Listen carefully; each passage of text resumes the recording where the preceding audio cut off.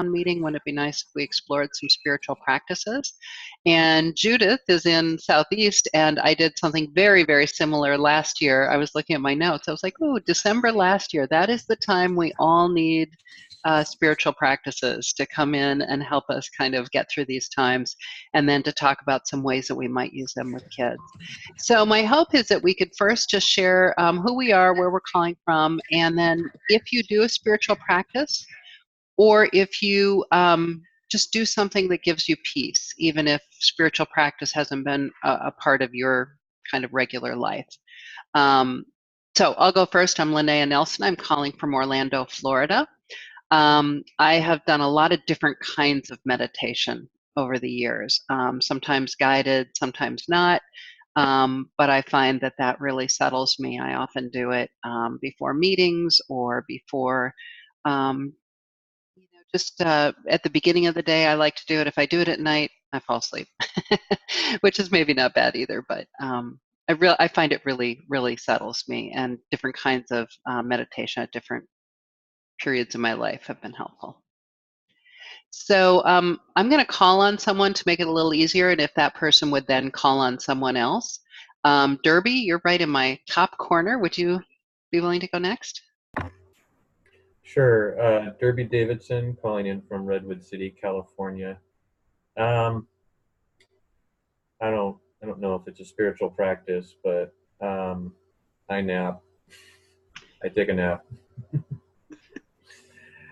I'll call on Sam.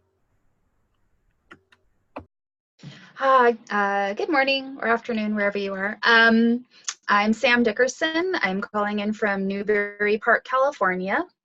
And lately, my spiritual practice has been coloring. I am beautifully addicted to it in all of the right ways.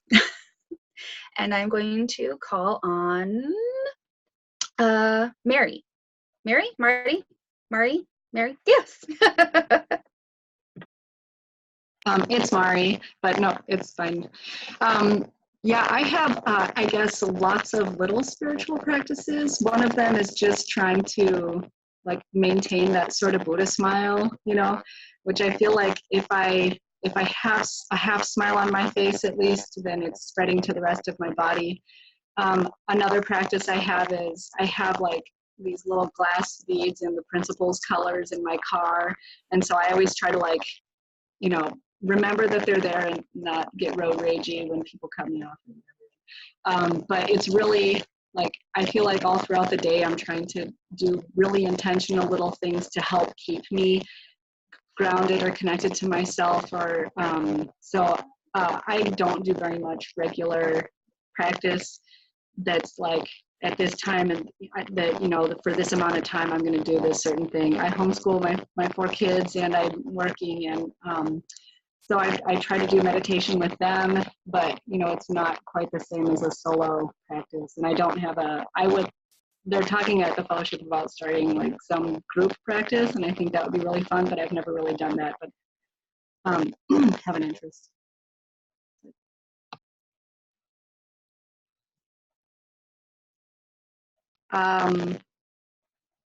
Susan Caldwell? Sure. I'm not going to talk much for obvious reasons. Yeah, I'm sick, but I'm at All Souls Shreveport, and I meditate almost daily. I wouldn't say every day, and I journal almost daily. Journaling particularly has been really helpful to me. And I will call on Carrie. Hi, everyone. I am Carrie Kopnick, and I am the, sorry, it's not flipping to my screen, and I want it to record differently. There we go. I am the LREDA administrator, but I'm also I've almost completed well, I've studied at the Chaplaincy Institute, and I'm about to be ordained as an interfaith minister, and I finished my training as a spiritual director. So there I learned, I've done a 10-minute free write and meditation for years and years and years, but at the Chaplaincy Institute in the spiritual direction program, we are taught to sit zazen. and then also centering prayer. And so those two have taken my spiritual practices to a whole new level. And I just love kind of the mindlessness of zazen and the deep centering of spirit in centering prayer. So I'd love to talk more if anybody wants to hear. Judith, have we heard from you yet? Hi, everyone. I'm Judith Stein-Farrell. I'm the DRE in University Unitarian Universalist Fellowship in Orlando. And I have I come out of a Dzogchen Buddhist meditation practice. And so if I'm lucky and smart, I do it for 20 minutes every day. I got 10 minutes in today, but I added in 10 minutes of yoga, so that was good.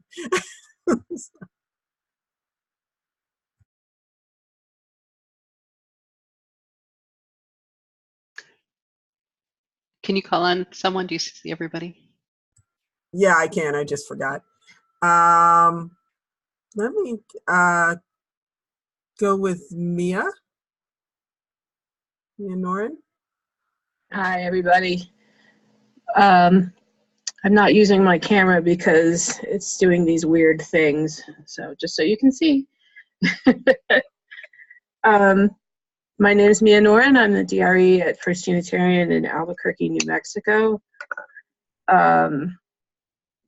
My spiritual practices are rudimentary, and I don't mean that as simple. I just mean that as really elemental and just based in nature. The thing, like for instance, I live in the middle of nowhere, so I can just go outside my backyard and sit in a chair and stare up at a huge expanse of sky, and I find that really great. But something I added recently was I bought a backyard fireplace, and I just love staring at fire and meditating that way and contemplating that. And so I'm doing that too in the evenings. And I've also resolved that I'm going on sabbatical this summer, and I've also resolved that one of the things I want to put a little more concentration into over that period of time is my spiritual practices, and I want to start working with a spiritual director. So I think there needs to be more there now. So that's where I'm at. Research. Has Erin gone?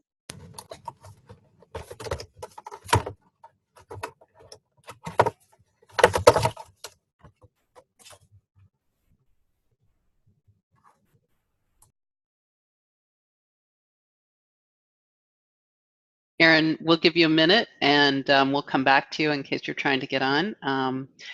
Sarah? All right. I'm Sarah Gaddy McNeil, and I have practiced different forms, but primarily Zen meditation for over 20 years of my life now. And so I try to take at least 10 minutes, because they say at least 10 minutes a day. That's really all it takes to like see transformation. So I try to spend at least 10 minutes in the morning. I do a little bit of reflective reading, some centering reading, and then I do some meditation. And that's it. Emmy? What's the question? Oh, sorry. For those of you who came on a little bit later, the question is just give us your name and where you're calling from. And if you do a spiritual practice, if you would share that. And if you don't do a regular spiritual practice, if there's something that just kind of brings you peace that you'd like to share. Oh, okay. Can you hear me okay? It's very quiet. How about now? Very good. Yes, the microphone needs to be in front of your mouth. I'm Emmy Schlobaum. I'm calling from Boise, Idaho, where I am winding up my ministry, Director of Family Ministries ministry. My last day will be January 5th. So my spiritual practice right now is kind of non-existent. Let's see, I don't have a regular one. I am planning on making that happen, but walking outside with my husband or my family members or close friends is probably the best way that I feel that helps me to get grounded and in a good place. Great. Nicole?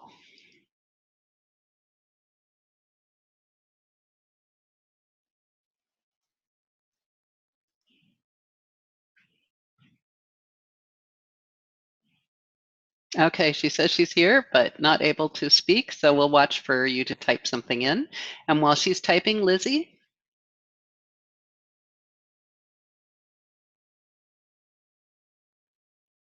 And faith development at Thomas Paine UU in Collegeville, Pennsylvania.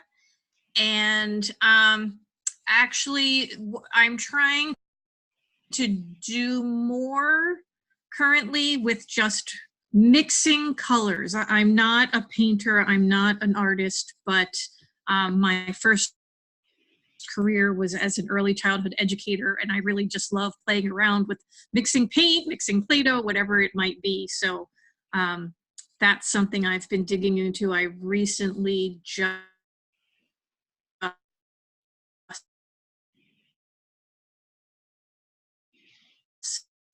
and I was painting, and I think we got everybody Lizzie, we've been losing you. that has a microphone. Yeah, I wonder, maybe it's my login that's causing problems. So I guess, yeah, it would be our admin login. But Lizzie, if you wouldn't mind typing in what you just said, because we've really only heard a few words of it. Would you, if you're able to do that, go ahead. Carol, have you gone yet?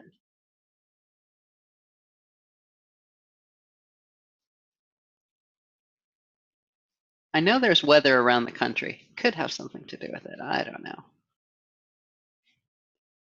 So Carol, I'm going to... She entered hers on the chat. Oh, she did. Okay, thank you, thank you. And Jessica. Hi, can you all hear me? Yeah, perfectly. Awesome. Great. The camera doesn't work on this computer, so all you get is my voice. But my name is Jessica, and I'm the Director of Faith Development and Community Engagement in Northampton, Massachusetts. And I try to sit every morning to meditate, and that is sometimes, most often, 5 to 8 minutes. I find that running and biking are somewhat of spiritual practices. And lately I've been trying to share what I'm grateful for every day too. And that's it. Great. Has everybody had a chance to go? Okay. For some reason, I'm not able to share my screen. I don't know. It's not a good Zoom day, I guess. I'm going to send it to Carrie. Maybe she can pull it up when the time's right. And if not, we will be able to do. I just sent you an email, Carrie, and maybe you'll be able to pull it up. And if not, no worries, but I can't share. So we don't need it yet. But my thought, we just said exploring spiritual practices. So obviously there's a little interest in that, but how we do it, I'd like to be open to what your needs are. So my thought was that we would talk a little bit about what spiritual practices are, how we might think about them, kind of what are the pieces of them. We've heard such a wonderful variety. We know that they're broad. You know, they can be many different things. So, and then to actually experience a short meditation together, because no matter what's going on in your life, I know you're busy. And for some of you who found that 10 minutes today to do whatever spiritual practice you do, great. I don't think it hurts anybody to have a second one in a day. And just knowing life in December, we'll take a few minutes to do one together. And then after that, I'd like to talk a little bit more about kind of the pieces of spiritual practices and how you might, if you have been doing one or you want to add to it, how you might do that. As well as a little bit of talking about how we do it with kids or families in our congregations. Is there anything else or any part of that that you would like to focus on today? Okay. I am open to changing gears, but what I'd like to start with then is a quote from Everyday Spiritual Practice. I will put the link for this book if you are unfamiliar with it in the chat box. But Scott Alexander is a UU minister, and this book is really what you all just said, a wide variety of spiritual practices, but UU's kind of flesh it out in this book in different essays.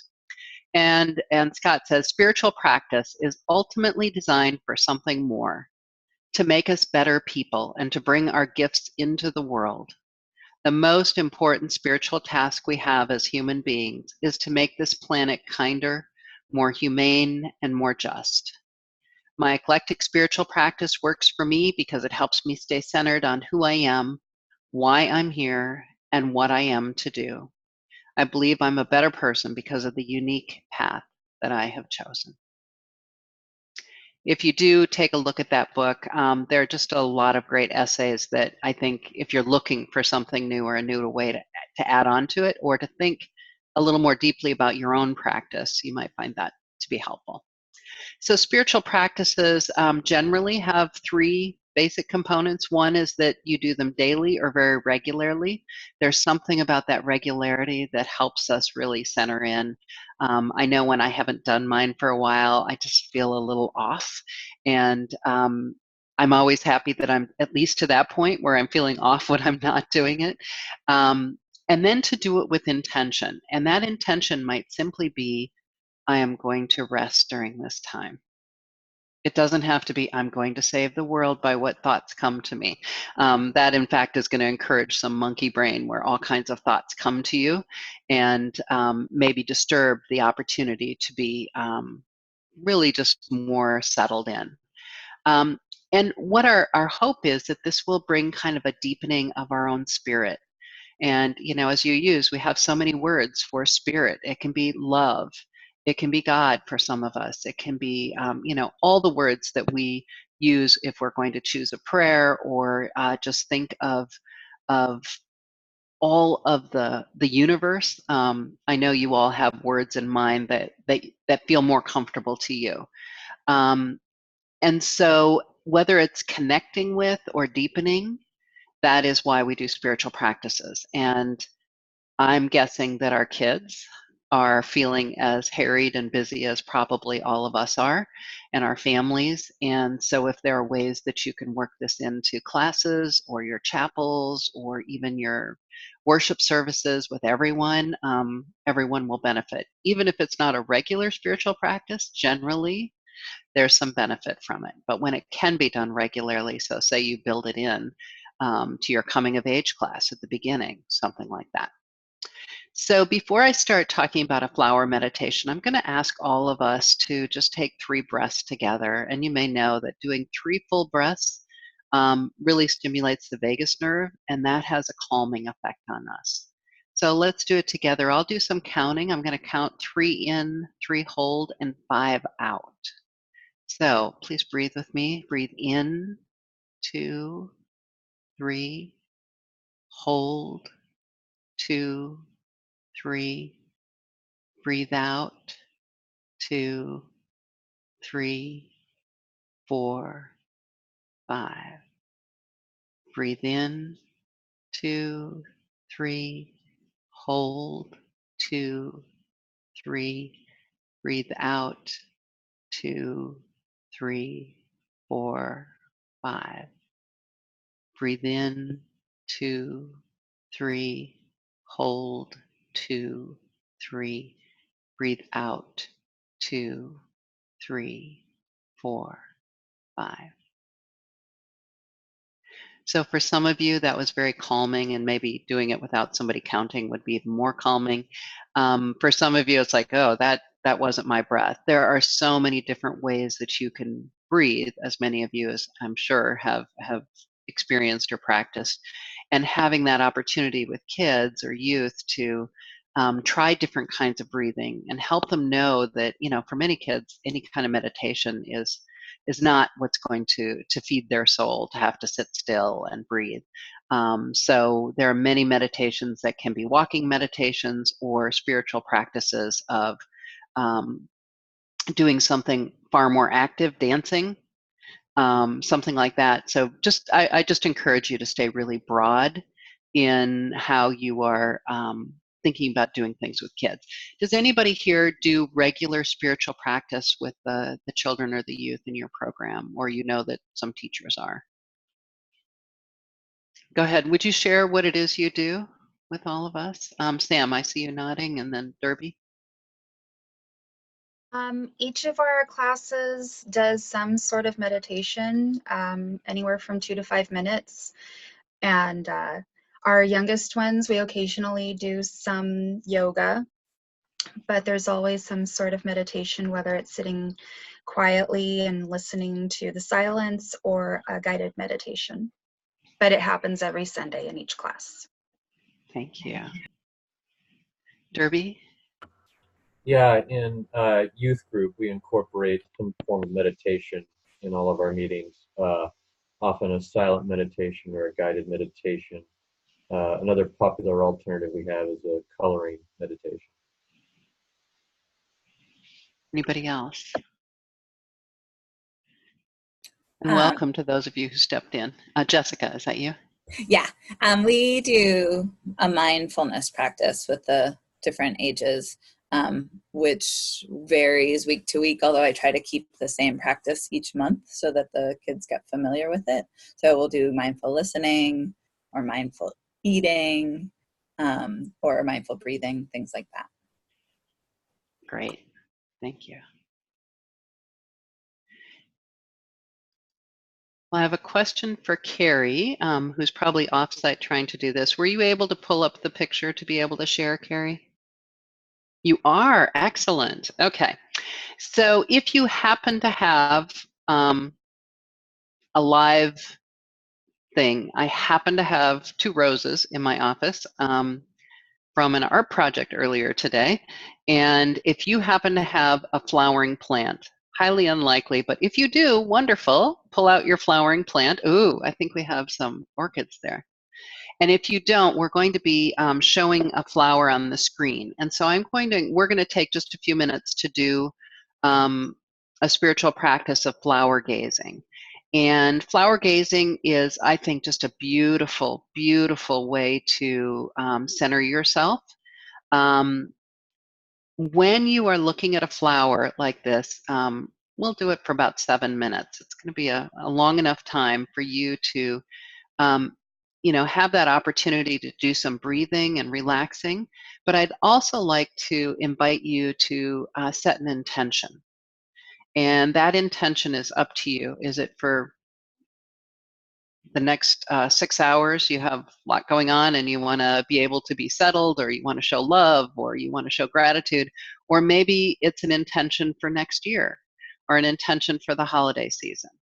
So as we do it, I'm going to be doing a guided meditation, and you can either be looking at your flower if you were lucky enough to have one in your office, or looking at the screen. I'm going to also encourage you all to turn your screens off and your microphones off. I think everybody's microphones off, so that you can just listen and hear. If you need to close a door, if you need to just try to have a quiet space for yourself, that will also be helpful. So with a coming of age group, I used to do this every year, and I would bring in a bouquet of different flowers. And I do that with many groups because I want them to have the opportunity to choose the flower that really speaks to them. So these words are from Elizabeth Renninger, and she's kind of written this flower meditation, and I'll just kind of walk through it with you.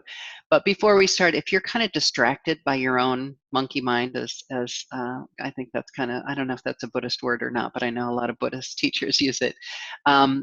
Just recognize that that's the very foundation of ego, and the way that we protect ourselves against both the pain of life and the open space of the awakened mind. So you could say that letting go of all distraction is the path to enlightenment. And those were some of Judy Leaf's words.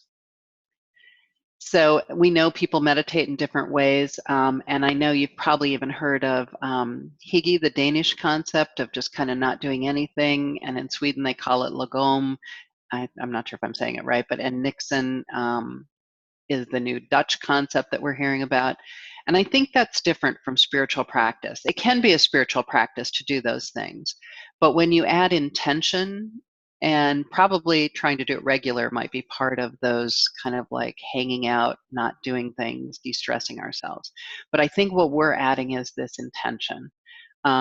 So let me just give you a moment to find your intention and breathe as you find your intention, and then we'll start the gazing.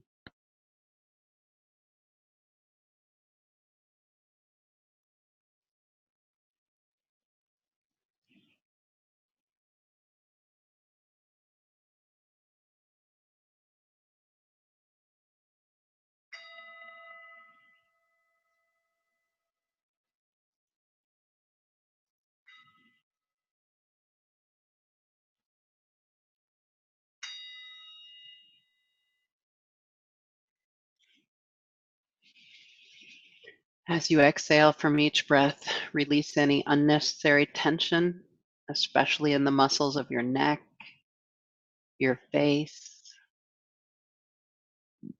your jaw, and your shoulders.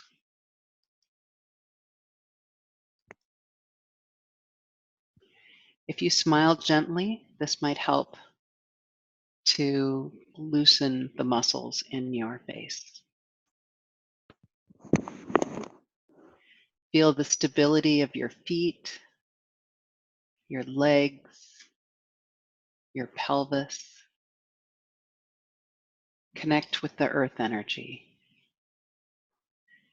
Feel your spine naturally lifting, rising up out of your pelvis like the stem of a flower,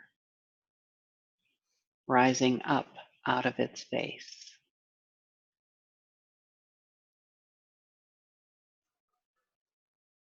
Now allow your gaze to rest gently on the flower in front of you. Smile gently as though saying hello to a friend.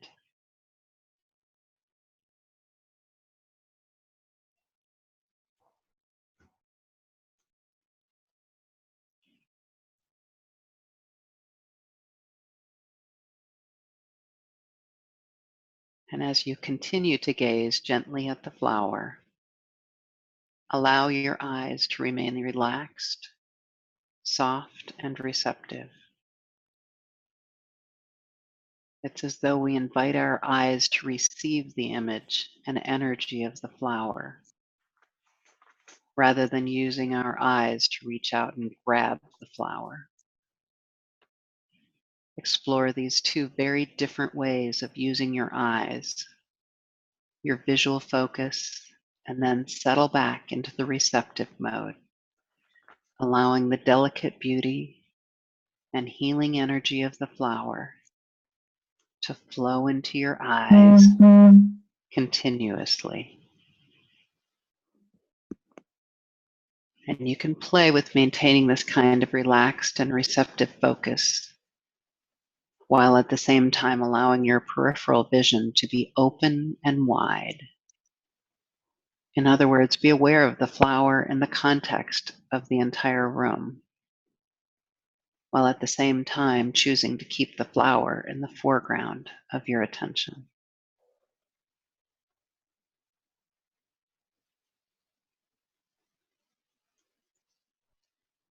Feel that your eyes in their receptive mode are drinking in the color, shape, scent, and healing energy of the flower. Allow this healing energy to flow into your eyes and from your eyes into every cell of your body.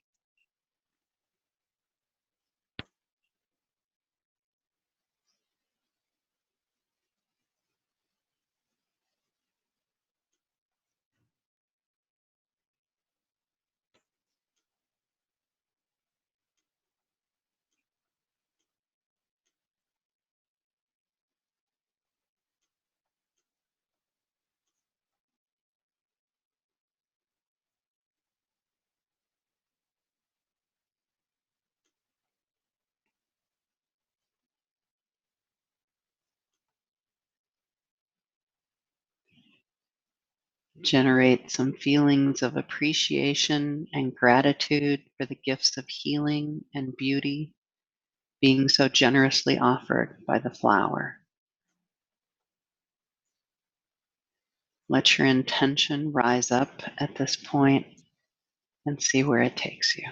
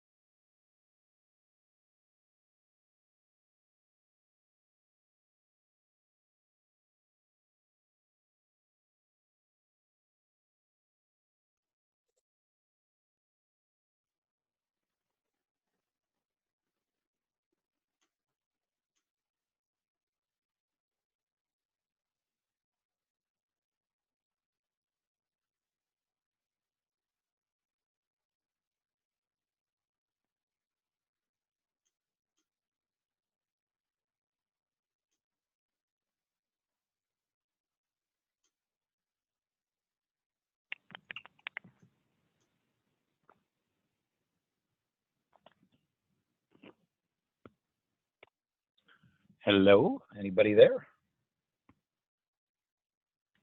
I'm not hearing anything. Sorry, we're in the midst of a spiritual practice silence, so just hang on for a minute.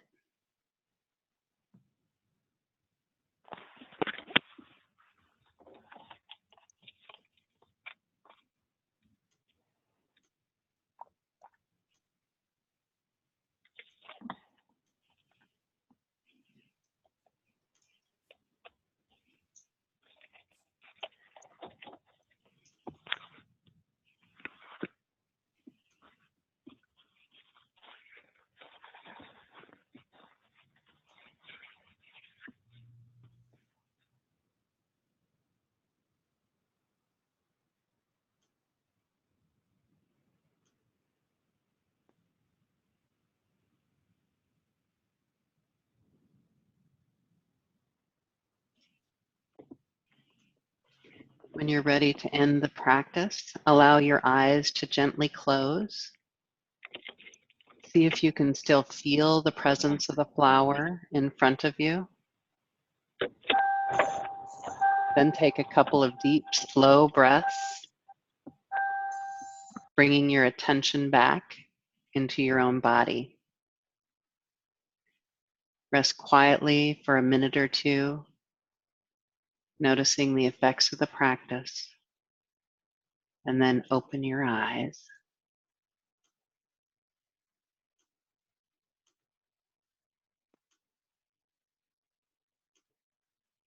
And as you come back and turn your screen back on, you can thank your flower friend for being such a wonderful support for your practice.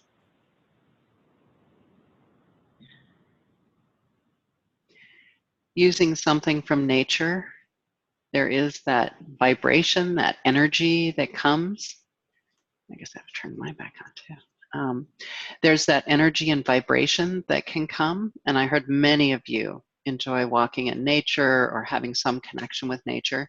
This is a way to kind of bring nature into a classroom or into your own spiritual practice on a cold, snowy day, perhaps. And it's an opportunity to spend the time with nature even when you can't be outside.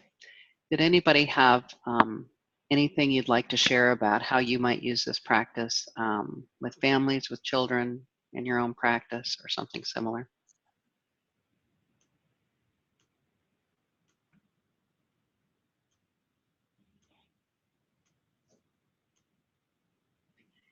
If you do it, I hope you're able to get like a whole bouquet. You know, maybe you can get a volunteer to bring in a large mixed bouquet so that everyone really has a chance to pick their own.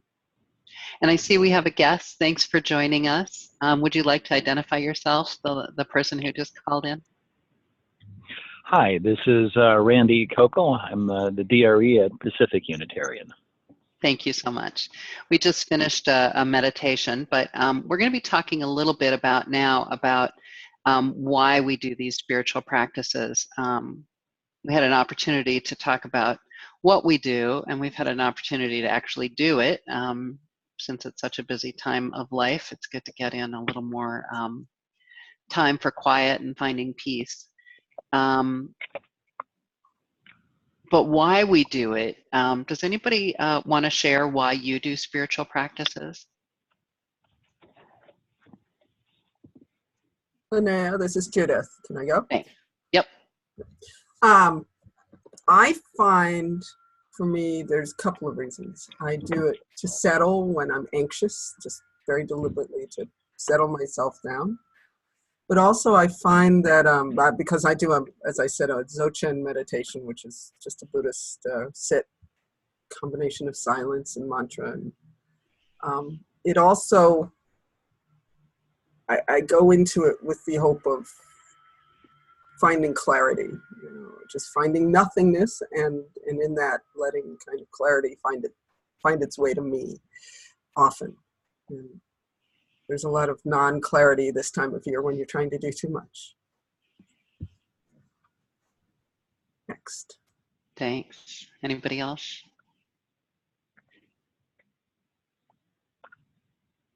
Mari? Yeah, I do it so that, like I said, mine are really short all day long. And I do it so that whatever action I'm taking, I can do it with like the purest form of connection with whatever person I'm doing or whatever action I'm taking, so that it's not, I'm not bringing baggage with me. I'm trying to, if, you know, baggage maybe around that other person or around a situation or whatever it is, so that whatever I'm doing is the purest and best, most connecting thing that I can do to make the best moment of whatever that interaction or situation is. Like, you know, the divine in me sees the divine in you, recognizes the divine in you, to really, really always try to bring that to light, regardless of whatever kind of differences of opinions I know we probably have, or history, or whatever kind of discomfort we may have. That, and even with children, you know, when I've had to work with some children over and over on Sunday mornings, you know, in ways that are really particularly challenging for me, to always remember that spark of that human in there is something really beautiful and precious, like a flower, and that it's my most deepest responsibility is to not squash that. And so I try to just continually connect with that all day for any interaction with anybody or doing anything. That's lovely. My mentor for credentialing has been Reverend Susan Archer, who always talks about we are the face of loving kindness. And I really don't think we can be that if we're coming in all frazzled, which so often you think of the 100 things that happen before anybody walks in the door on a Sunday morning. So if we can do these spiritual practices, if that gives us the opportunity to be the face of loving kindness, to see children as these flowers, as to see the beauty in all of us, I think that's what our children and youth will take away as much as anything else. Who else has something to offer?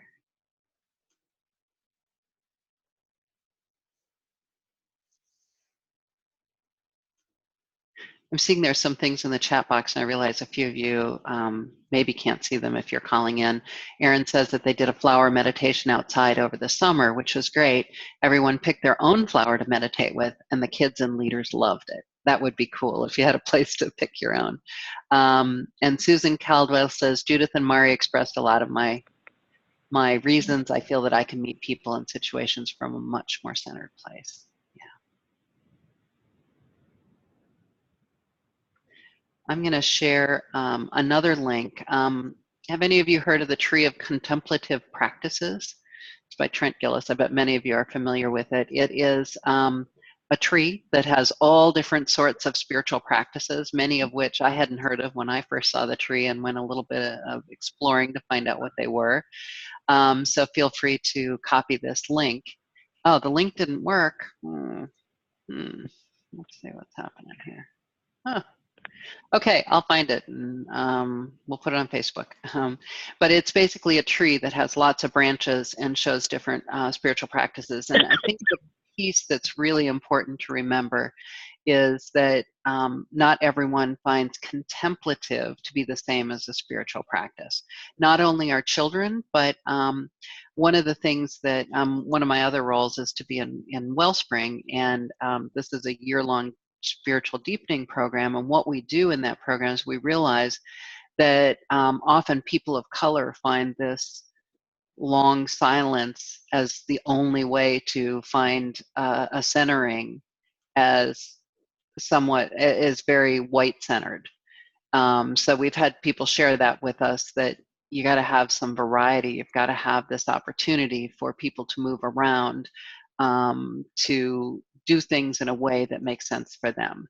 So I guess keep that in mind, both for children who maybe you have some kids maybe who don't like to sit still, and that this might be something you want to teach them, but to recognize there are other ways to do it too. When you do get to the Tree of Contemplative Practice, and maybe I'll go searching for it, the roots symbolize, in this tree, symbolize that there are foundations of all spiritual practices, and that the branches are organized into the various kinds of spiritual practice. Kathleen Ellis, some of you may know her. She's a minister, UU minister in Austin. And here's something that she shared about spiritual practices that I find very helpful. Make it easy for yourself. If you like to write, put your favorite pen and paper or journal next to your favorite chair. Or set out your watercolors, brush, and water glass, or a book of poetry. Then it's waiting for you when you want to take that time. You might want to engage first thing in the morning before all the chaos begins, or schedule it for a midday break, or use it to wind down at the end of your long day. She also says Nathan Ryan, who started as a middle school teacher and became a DRE and now serves as associate minister in Baton Rouge, tells Kathleen that he walks an hour every day as a regular spiritual practice. However, when life is hectic, he walks 2 hours. So I guess at this point, I'd love to hear a little more from you about why you might do this with kids and youth, or even families, and when you might do it. Like, I love how, oh, good, thank you for finding it. The right link should be in the chat box now. But if you can think about maybe a particular group of children, or if you do it with everybody already, why do you do it? Why are we introducing spiritual practices? We know for us as adults, we're able to be more present and I'll use the word that Kathleen used, deal with the chaos and see the beauty beyond that. How will that help our kids to be involved in regular spiritual practice?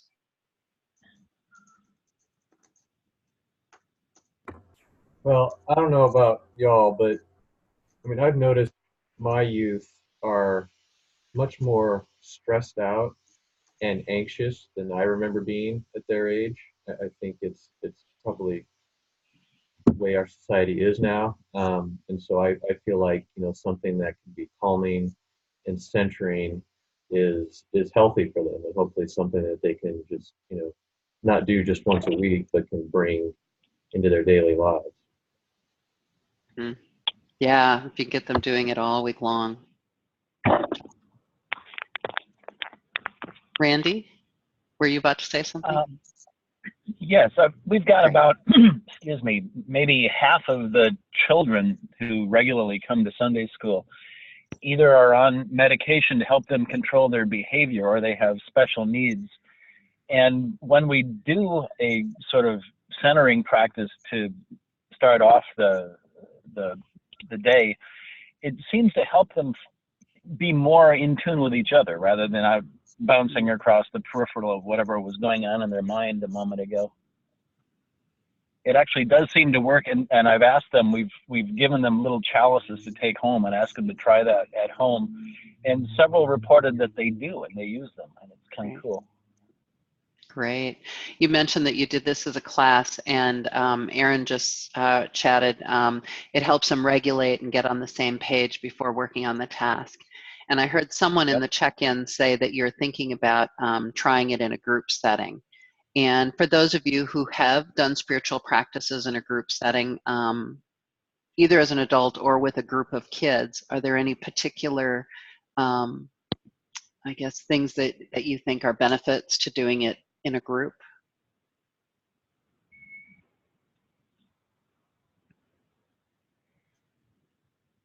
Yeah, I think there's something about, for me as an adult doing it, allowing myself to be vulnerable like that around other people. And going back to the previous bit with working with kids is I've met so many adults. I mean, we're actually talking about spiritual practice right now in our congregation, and so many adults are like, I don't have a spiritual practice, but I'd like one, and so let's explore different kinds, and then I'll try them out. And I feel like with kids, that development can happen earlier, and that whatever practice comes about can be like more, I don't know, maybe like a little bit more authentic, or a little bit more, like you were saying, whatever works for you. You're quoting some author that said, you know, like, if you like to draw, then leave your drawing stuff out. But if you help children develop their own special practice, then I think that can make their own practice more authentic and deeper and more meaningful on that level. And that, I mean, I can't even imagine, it would be so great to have done that when I was a kid, looking back and have something that was so me, that it was really some kind of support and really useful, like a really, really well-used tool in my toolbox. Thank you. There's a few questions floating out there. Answer whichever one, whichever one strikes you. Or just share a comment with us.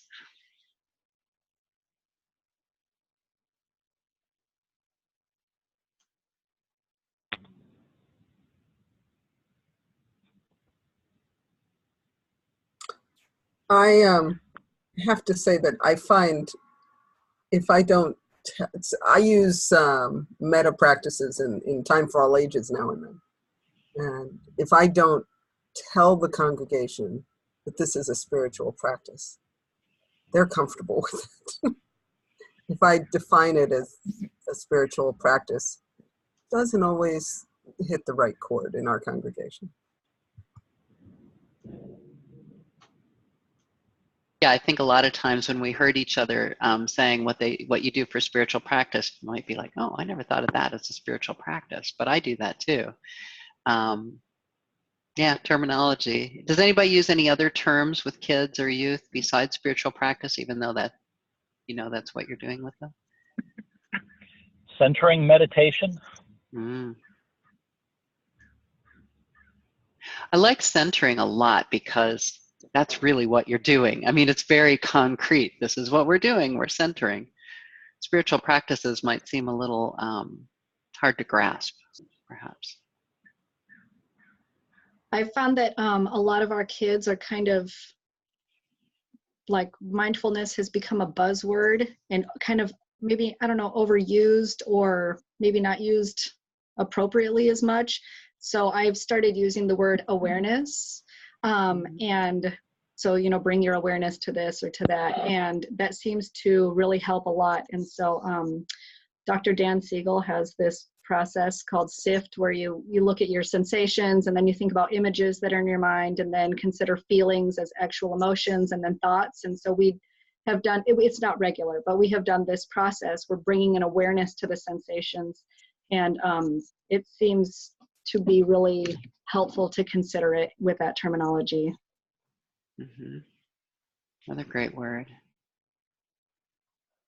Anybody else use other language? We will throw in calming, which are very young, smaller ones tend to comprehend a little more than spiritual practice. And also grounding, taking a moment to get grounded, which sometimes for us can be interchanged with centering. And also helping them, they understand ritual practices so well that for some of them it's easier to think of spiritual practices, meditation, prayer as sort of on that same par as ritual. And especially since for our program, for our classrooms, we do it on such a regular basis, they understand what that is and can help equate it a little more.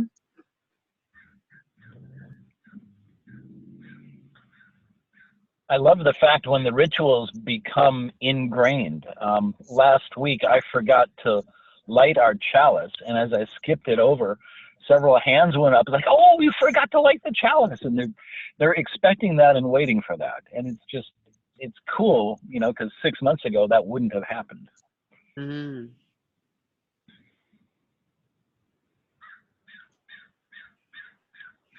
So I'm going to switch gears and ask the question, what are the barriers to bringing, I'll use the word spiritual practices, but grounding, centering, all the other awareness, all the other great words you were all using.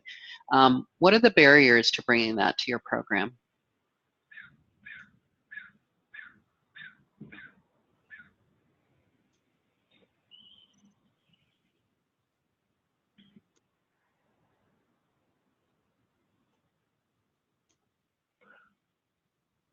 Well, I don't know how to judge the effectiveness.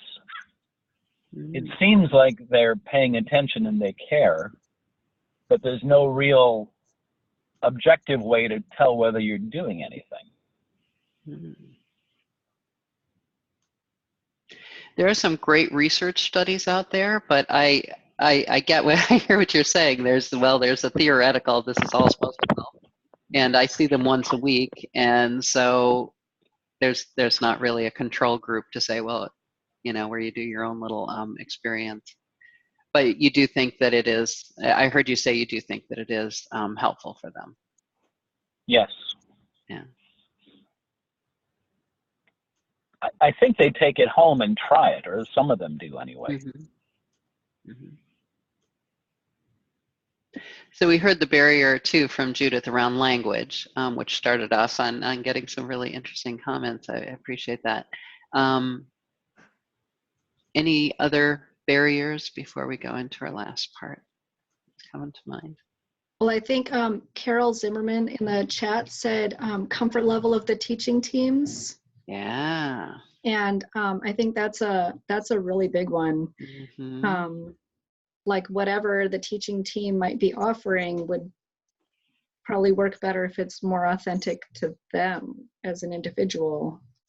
Or it could appear to be uncomfortable by the children. Oh, my kids are the kids that I teach, they're very, like, they pick up on if it's not right or if it's not authentic, then it's not happening.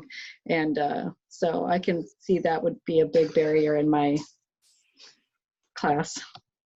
I just put up a link called sacredskills.org, and it's a 21st century LREDA grant that the whole point of Sacred Skills is for RE teachers to get some history, some understanding of how to work with special needs, some background on doing spiritual practices. This is actually one of the topics which made me think of it. And it's just being launched now. It's a project that I've been working on for some time. The next project coming will be conversations with people of color about how we can best serve our families of color and have that anti-racism lens when we're in the classroom. Because as religious educators, we're always working on this. and many of these areas, but we don't always have enough time with our teachers to help them get comfortable with spiritual practices or understand how to work with kids who maybe have special needs. And if you want to get some information to them directly, all the information on it is free. It's all funded by the grant. So I encourage you to take a look at the spiritual practice as part of that. That might be a way to help your families. There's both little videos and just PowerPoint presentations, so you can use it as a teaching tool. And none of them are more than 20 minutes, everything's short. So speaking of, we've been together for an hour. Thank you for taking this time out to be together and to share your ideas.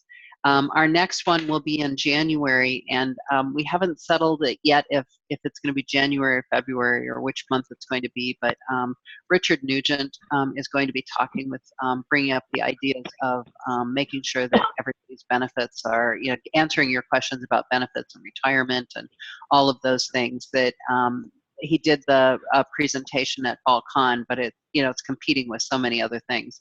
We know that people wanted to go but didn't have an opportunity. So that will be coming up. Is there anything else that you're thinking of that you would like to have a town hall